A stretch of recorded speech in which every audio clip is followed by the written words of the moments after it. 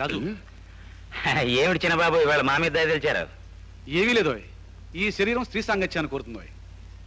ఇదేమన్నా బ్రోతల కంపెనీ అనుకున్నారా? బట్టల దుకాణం అండి బాబు. పైగా ఈ సంగతి మీ నాన్నగారికి తెలిసిందంటే నన్ను కట్టేసేసి అమ్ముకునేందుకు కూడా పనికి రాకుండా చేస్తారు. అలా భయపడకోయ్. కనీసం మన కొట్టుకు రోజుకు 200-300 మంది ఆడవాళ్ళు వస్తారు కదా, వాళ్ళల్లో ఒక్కరితైనా కాలు జారేది ఉండదా అని. బడిలు ఉన్నాయండి? రకరకాల సైజుల బ్రాసరీలు ఉన్నాయమ్మా. అమ్మో బ్రాసరీలే, నాకు సత్యంత సిగ్గు. మా వారు ఊరుకోరు. బడిలు ఉన్నాయండి? హాఫ్ బాడీలంటే గుడ్డ తీసి కుట్టించుకోవాల్సిందే. పర్వాలేదండి, మా వారు నువ్వు పిచ్చి మహానివి, నిన్నెవరైనా మోసం చేస్తారేమో అంటుంటారండి. అబ్బెబ్బే, ఈ షాపులో మోసాలు అస్సలు జరగవండి. ఈయన మీ అబ్బాయి అండి? చిచి, వీరు షుగర్ ఫ్యాక్టరీ ఓనర్ బసవప్ప గారు అబ్బాయి. అలాగా, నమస్కారం అండి. నమస్తే. మా వారు మీ ఫ్యాక్టరీలోనే పనిచేస్తుంటారండి. చూడమ్మా, మీరు కాస్త లోపలికి వెళ్ళి కొలతలు ఇచ్చేయండి, ఈ లోపుగానే గుడ్డ తెప్పిస్తాను. అలాగేనండి.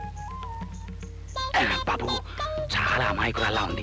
మీరు వెంటనే లోపల దూరి తలుపులు వేసేయండి. అల్లరి చేసే మనిషిలా లేదు.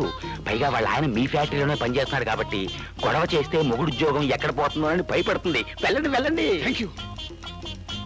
తెచ్చి గోల చేస్తావేమోనని భయపడ్డాను. అరవడం ఎందుకండి, అలవాటైన పనేగా. అలవాటైన పనే. అదేంటి ఆ డబ్బు తీస్తున్నావు? అది 5,000. ఇచ్చే చెయ్యి ఇవ్వదని తెలిసినప్పుడు పుచ్చుకునే చెయ్యి పుచ్చుకుంటుంది. నేనేమైనా తేరగా వచ్చాననుకున్నారా? నా బిజినెస్ ఇది. ఆ డబ్బులు ఇచ్చిపో, మా నాన్నగారికి లెక్క చెప్పాలి. నోరు మూసుకొని కూర్చోండి, లేకపోతే మీ నాన్నగారికి నేను లెక్క చెప్పాల్సి వస్తుంది. ఏమ్మా, ఇచ్చావమ్మా కొలతలు? టేప్ చెడిపోయిందట, ఈసారి వచ్చిస్తా.